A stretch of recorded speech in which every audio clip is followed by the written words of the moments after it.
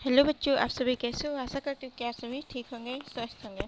बच्चों, आज हम लोग पढ़ने वाले हैं कक्षा 6 के पाठ्यक्रम में सम्मिलित संस्कृत के 10वां पाठ को, जिसका नाम है बच्चों प्रहेलिका यानी पहेलियाँ। ठीक है बच्चों, तो देखिए बच्चों, इन पहेलियों को पढ़ने से पहले हम इसके कठिन शब्दों के अर्थ को पढ़ते हैं, ताकि जब हम इसके अर्थ को बताएं तो आप लोगों को अच्छे से भली प्रकार से इसका अर्थ समझ में आए। तो चलिए इसके सबसे पहले अर्थ को समझते हैं। तो बच्चों, वने का अर्थ होता है जंगल में। ठीक है। अस्थि यानी कि हड्डी। असीवत का अर्थ होता है बच्चों तलवार की भांति। न अर्थात न यानी कि ये एक अक्षर है। ठीक है। और एक बात, न का मतलब नहीं भी होता है, याद रखिएगा। तस् यानी उसके आदि यानी आरंभ में। तस्यांत यानी उसके अंत में। मध्य बीच में। तो अपि अस्ति यानी तुम्हारे पास भी है। एक चक्षु यानी एक आँख वाला। ठीक है बच्चों। पन्नगा सांप। क्षीयते घटता है। कलाभि च वर्धते कलाओं से बढ़ता है। चकोरस यानी चकोर का। सह कह, सह मतलब वह का यानी कौन, वह कौन है। वृक्षाग्रवासी यानी वृक्षों के अगले हिस्से पर रहता है। पक्षी राजा यानी पक्षियों का राजा। त्रिनेत्रधारी यानी 3 आँखों वाला। शूल पाणी का अर्थ होता है बच्चों भगवान शंकर। ठीक है। त्वग वस्त्रधारी मतलब छाल या वल्कल वस्त्र वाला। ठीक है। विभ्रन यानी भरा हुआ। न घट यानी वह घड़ा नहीं है। न मेघ वह बादल नहीं है। ठीक है बच्चों, तो चलिए इस पाठ के यानी कि प्रहेलिका नामक पाठ के हम अर्थ को समझते हैं। वैसे मुझे लगता है कि आप लोग को पहेलियाँ बहुत ज़्यादा पसंद होगा, तो कमेंट करके इसका उत्तर आप ज़रूर बताइएगा कि कौन सी पहेली का क्या अर्थ होगा, उसका क्या उत्तर होगा। ठीक है बच्चों, तो देखिए बच्चों, पहला पहेली है वने वसति को वीरो यो अस्ति मांस विवर्जितः असीवत कुरुते कार्यम कार्यम कृत्वा वनम गतः। ठीक है बच्चों, आप लोगों से मैं ज़रूर पूछूंगी, जब इसका अर्थ मैं बता दूंगी तो आप लोग ज़रूर इसका उत्तर कमेंट में बताइएगा कि क्या होगा। ठीक है बच्चों, देखिए वने का अर्थ होता है बच्चों जंगल में या वन में। ठीक है। वसति यानी बसता है या रहता है। ठीक है। को यानी कौन। वीरो यानी वीर है। यो अस्ति, तो बच्चों यो मतलब होता है जिसके अस्थि यानी हड्डी। मांस यानी मांस। विवर्जित यानी नहीं है। ठीक है, विवर्जित है, नहीं है। असीवत यानी कि तलवार की भांति। कुरुते कार्य, कार्यम कार्यम यानी कि काम। ठीक है, कार्य। कुरुते करता है। कार्यम कार्यम यानी कार्य। ठीक है, कार्य कार्य। कृत्वा करके। वनम यानी वन में। गतः जाता। ठीक है, तो बच्चों देखिए इसका अर्थ हुआ कि वन में बसता है, वन में रहता है। वह कौन वीर है जिसके हड्डी मांस नहीं है। ठीक है, देखिए वह कौन वीर है जिसके हड्डी मांस नहीं है, यानी हड्डी और मांस विवर्जित है। ठीक है। तलवार की भांति, तलवार की तरह कार्य करता है। काम करके वन में जाता है। ठीक है बच्चों, आप बता सकते हैं कि वह कौन है। तो बच्चों इसका उत्तर होगा, आप एक बार कमेंट जरूर कीजिएगा कि इसका उत्तर क्या होगा। तो आपको बता दें कि इसका उत्तर होगा कुम्हारस्य तंतु, यानी कि कुम्हार का डोरा। ठीक है, वह वन में बसता है ना, और वीर की तरह है, उसमें कोई भी हड्डी और मांस नहीं है। ठीक है, तलवार की तरह काम करता है और फिर काम करके वह वन में चला जाता है। आप लोगों ने देखा होगा अगर कुम्हार को, वो बर्तन बनाते होंगे तो। ठीक है बच्चों, अगला देखिए, अगला पहेली है न तस्यादि न तस्यांतः मध्ये यः तस्य तिष्ठति तवाप्यस्ति ममाप्यस्ति यदि जनासि तद्वद। ठीक है, न यानी कि न एक अक्षर है, ठीक है। तस्यादि यानी उसके आदि में, आप लोगों को पहले ही हमने बताया था कि तस्यादि का क्या अर्थ होगा, ठीक है। आदि में, आदि का अर्थ होता है आरंभ में, शुरुआत में, ठीक है। न तस्यांत यानी न उसके अंत में, उसके लास्ट में, ठीक है। फिर है मध्य यह तस्य तिष्ठति, मध्य यानी बीच में, यह यानी यह अक्षर, तस् उसके, तिष्ठति है, बैठा है, ठीक है। तवाप्स्यस्ति का अर्थ होता है बच्चों तो धन अपि धन अस्ति यानी आपके पास भी है, तुम्हारे पास भी है, ठीक है। ममाप्यस्ति का अर्थ होता है मेरे पास भी है। यदि यानी यदि, जनासि यानी जानते हो, तद्वद तब बताओ, ठीक है। तो इसका अर्थ हुआ बच्चों कि जिसका न आदि है यानी जिसके शुरुआत में ही, प्रारंभ में ही न है और जिसके अंत में न है। आप समझ रहे हैं ना, जिसके शुरुआत में ही न है और जिसके अंत में ही न है। ये तो मैं लिखने जा रही हूँ, ये मैंने बहुत गलत किया। बच्चों आप लोग इसका आंसर कमेंट में ज़रूर कीजिएगा। एक बार फिर से सुन लीजिए, जिसका न प्रारंभ में है और जिसके न अंत में है, जिसके बीच में यह बैठा रहता है, जो मेरे पास भी है और आपके पास भी है, ठीक है। यदि जानते हो तो बताओ। एक बार कमेंट जरूर कीजिएगा ताकि मुझे भी तो पता चले कि आप लोग को ये पहेलियाँ आ रहा है या नहीं, ठीक है बच्चों। वैसे तो मैं आपको बताऊंगी ही कि देखिए, जिसके प्रारंभ में क्या है, न है, ठीक है, और जिसके अंत में भी क्या है, न है, ठीक है। लेकिन जिसके बीच में क्या है, यह है। थोड़ा दूर दूर लिखती हूँ, ठीक है बच्चों। जिसके प्रारंभ में न, अंत में न और यहाँ मध्य में क्या है, यह है। तो क्या हो गया, नयन, ठीक है। देखिए इस पहेली का उत्तर हुआ नयन। समझ में आ गया, जिसके आरंभ में न और अंत में न और बीच में यह बैठा हुआ है, और वो नयन हमारे पास भी है और आपके पास भी है। तो आप लोग को पता चल गया इस पहेली का उत्तर। अब देखिए अगला पहेली है बच्चों 3 नंबर का, और देखिए है कि एक चक्षुर्न काको अयम बिल मिच्छिन्न न पन्नगः क्षीयते वर्धते चैव न समुद्रो न चंद्रमा, ठीक है। एक चक्षुर्न का अर्थ होता है बच्चों एक आँख वाला, ठीक है। काको मतलब होता है कौवा, ठीक है। बिलच्छिना मतलब होता है बिल में रहता है, ठीक है। न पन्नगा, पन्नगा मतलब सांप, न मतलब नहीं, सांप नहीं है, ठीक है।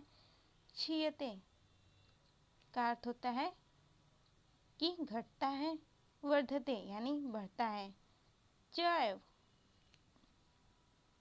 यानी और न ही, समुद्रो समुद्र, न यानी नहीं, चंद्रमा यानी चंद्रमा है, ठीक है। तो देखिए इसका अर्थ होगा बच्चों कि एक नेत्र वाला है, ठीक है, कौवा नहीं है, बिल में रहता है लेकिन सांप नहीं है, सांप नहीं है, ठीक है। और घटता है और बढ़ता है लेकिन वह चंद्रमा और समुद्र भी नहीं है। तो बताइए बच्चों क्या है। तो आप लोगों ने देखा होगा जब कभी भी आपका शर्ट वगैरह, ड्रेस वगैरह फट जाता होगा तो आपकी मम्मी उसको सुई और धागे से सिलती होंगी, है ना। तो सुई में क्या होता है, एक आँख होता है, ठीक है। और जब उसमें धागा डाला जाता है तो धागा को आप कभी खींचिएगा तो कभी वह बढ़ता है और कभी घटता है। तो समझ गए होंगे, वह ना ही समुद्र है और ना ही चंद्रमा है, ठीक है, और बिल में ही रहता है। तो इसलिए इसका उत्तर हुआ सुई धागा। समझ में आया। एक बार फिर से देख लीजिए कि एक नेत्र वाला है, कौवा नहीं है, बिल में रहता है, सांप नहीं है, घटता और बढ़ता है लेकिन चंद्रमा और समुद्र नहीं है। बच्चों ये पहेलियाँ आप अपने दोस्तों से भी पूछ करके पूछ सकते हैं, ठीक है बच्चों। अगला देखिए, अगला है 4 नंबर का, प्रकाश शीतल यस्य य कलाभि च वर्धते तापम हरति सर्वेषां चकोरस्य प्रिय स कः। ठीक है बच्चों। तो देखिए प्रकाशः का अर्थ होता है बच्चों प्रकाश, शीतल यानी शीतल ठंडा, ज यानी से कला भी यानी कलाओं, च और वर्धते बढ़ता है। ठीक है। तापम ताप, हरति यानी हरता है, सर्वेषां यानी कि सभी का, चकोरस्य यानी चकोर को, प्रिय प्रिय, स क यानी वह कौन है। ठीक है बच्चों। तो देखिए बच्चों इसका अर्थ हो जाएगा कि प्रकाश है, शीतल है, कलाओं से बहता है और सबके ताप को हरता है और चकोर को बहुत ही ज़्यादा प्रिय है। तो बताइए वह कौन है। आप बता सकते हो कि चकोर को सबसे ज़्यादा क्या प्रिय होता है। और ये भी देखिए कि इसमें प्रकाश भी है और प्रकाश के साथ साथ वह शीतल भी है और उसके पास कला भी है और जिसमें वह कभी बढ़ता है तो कभी घटता है ना। और ताप को वो हरता भी है और चकोर का प्रिय है। तो बता सकते हो आप वो क्या है। तो बच्चों वो है चंद्रमा। ठीक है। उसमें प्रकाश भी है, शीतलता भी है और वो चकोर को प्रिय भी है और वो घटता भी है और बढ़ता भी है। ठीक है बच्चों। अगला देखिए 5वें नंबर का, वृक्षाग्रवासी न च पक्षीराजः, त्रिनेत्रधारी न च शूलपाणी, त्वग्वस्त्रधारी न च सिद्धयोगी, जलम च बिभ्रन घटो न मेघ। ठीक है। त्रिनेत्रधारी का अर्थ होता है बच्चों 3 आंखों वाला। ठीक है। न च, यहाँ का पहले लाइन का देख लीजिए अर्थ, वृक्षाग्रवासी यानी कि वृक्ष के अगले हिस्से पर रहता है। ठीक है। न च पक्षी राजा, और वह, न का अर्थ होता है नहीं, च मतलब और, पक्षी राजा यानी पक्षियों का राजा है। ठीक है। त्रिनेत्रधारी यानी 3 आंखों वाला, न च, न का अर्थ नहीं, च मतलब और, शूलपाणी अर्थात त्रिशूल धारण करने वाले यानी कि शंकर हैं। ठीक है। त्वग वस्त्रधारी का अर्थ होता है छाल यानी छाल वाला वस्त्र धारण करने वाले। न च यानी नहीं, अच मतलब और, सिद्ध योगी यानी कि योगी तपस्वी या फिर सिद्ध योगी हैं। ठीक है। जलम यानी जल, च यानी और, विभ्रन यानी भरा हुआ, न घटो, ठीक है, घटो न मेघ, ना ही घड़ा है और ना ही वह मेघ है यानी ना ही वह बादल है। तो देखिए इसका अर्थ हो जाएगा कि वृक्ष पर रहता है। ध्यान से सुनिएगा बच्चों, कमेंट में ज़रूर बताइएगा इसका उत्तर। वृक्ष पर वह रहता है। ठीक है। लेकिन पक्षियों का राजा गरुड़ नहीं है। याद रखिएगा पक्षियों का राजा गरुड़ को कहते हैं। ठीक है। तो वृक्ष के आगे वाले हिस्से पर रहता है लेकिन वह पक्षियों का राजा गरुड़ नहीं है। ठीक है बच्चों। 3 नेत्रधारी है, 3 आंखों वाला है, लेकिन शूल धारण करने वाला त्रिशूलधारी शिव नहीं है। छाल के वस्त्र पहनता है। ठीक है। छाल के वस्त्र पहनता है लेकिन योगी या वह तपस्वी या सिद्ध योगी नहीं है। ठीक है। जल धारण किए हुए है, वह जल धारण किए हुए है किंतु वह ना ही बादल है और ना ही घड़ा है। ठीक है। तो बताइए वह क्या है। आप बता सकते हो। तो बच्चों आपने देखा होगा नारियल के पेड़ को, है ना। तो नारियल को आपने देखा होगा कि वृक्ष के आगे वाले ऊपर एकदम भाग पे रहता है और वह पक्षियों का राजा भी नहीं है। उसके 3 आँख है ना, लेकिन वह शिव जी नहीं है। आपको पता है कि नारियल के 3 आँख होते हैं और वह कौन सा वस्त्र पहनता है, छाल का। छाल का वस्त्र पहनता है कि नहीं नारियल, लेकिन वह सिद्ध योगी नहीं है ना। उसके बीच में क्या है, जल है, लेकिन वह ना ही वह घड़ा है और ना ही बादल है। तो आप समझ गए कि इसका उत्तर होगा बच्चों नारियल। ठीक है। तो चलिए देखिए बच्चों अब इसके प्रश्न उत्तरों को हम लोग समझते हैं।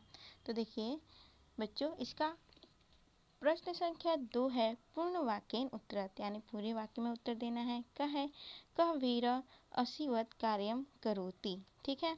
तो उत्तर हो जाएगा कुंभारकस्य तंतु असीवत कार्यम करोति। क प्रश्न है अस्य आदौ न अस्ति तथा अंते न अस्ति एवं मध्ये य अस्ति सह क अस्ति। ठीक है, यानी इसके प्रारंभ में न है और अंत में न है और बीच में यह है, तो बताइए वह क्या है। तो बच्चों उत्तर होगा नयनः। तो आप ऐसे लिखेंगे, यस्य आदौ न अस्ति तथा अन्ते न अस्ति एवं मध्ये य अस्ति सः नयनः अस्ति। ठीक है बच्चों। ख प्रश्न है, यस्य प्रकाशः शीतलः अस्ति तथा च कलाभिवर्धते सः क अस्ति। तो इस तरह से उत्तर लिखेंगे, यस्य प्रकाशः शीतलः अस्ति तथा च कलाभिवर्धते सः चंद्रः अस्ति। ठीक है बच्चों। ग है, क वृक्षाग्रवासी अस्ति परम पक्षीराजः नास्ति। तो उत्तर में लिखेंगे नारिकेल यानी नारियल। नारिकेल वृक्षाग्रवासी अस्ति परम पक्षीराजः नास्ति। तो चलिए अगले प्रश्न की तरफ और देखिए बच्चों। प्रश्न है अगला हमारा, मंजूषाथ समानार्थक पदानि चित्वा लिखत। कोष्टक के आधार पर समानार्थक पदों को चुनकर लिखना है। ठीक है, तो देखिए बच्चों, समुद्र का समानार्थी या फिर पर्यायवाची शब्द भी हम इसे कह सकते हैं, तो होगा जल्दी।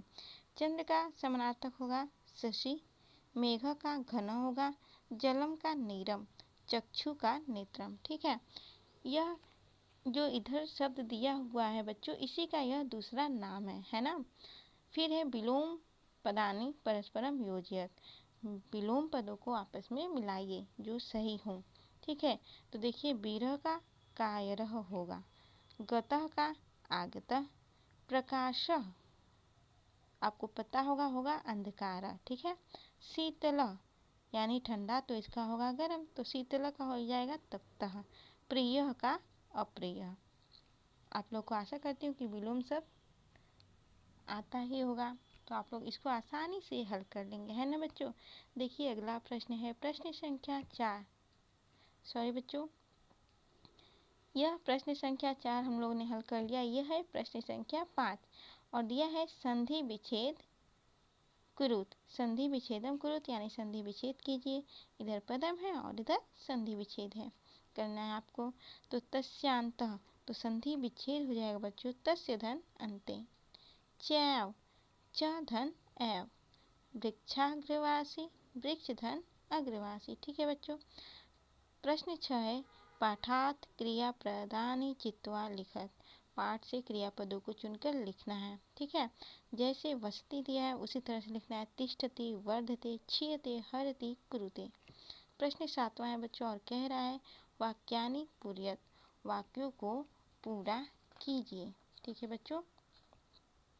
तो देखिए, प्रकाश शीतल यस्य य कलाभि च वर्धते का होगा वृक्षाग्रवासी न च पक्षी राजा। तो बच्चों आशा करती हूँ कि आज का क्लास आप लोगों को काफ़ी अच्छा लगा होगा और वीडियो आप लोगों को अच्छी लगी हो बच्चों, तो प्लीज़ वीडियो को लाइक ज़रूर कीजिएगा और अपने दोस्तों को भी शेयर कीजिएगा। साथ ही साथ में वीडियो को सब्सक्राइब करना न भूलिएगा। तो बच्चों मिलते हैं अपने अगले वीडियो में एक नए चैप्टर के साथ। तब तक के लिए बच्चों धन्यवाद।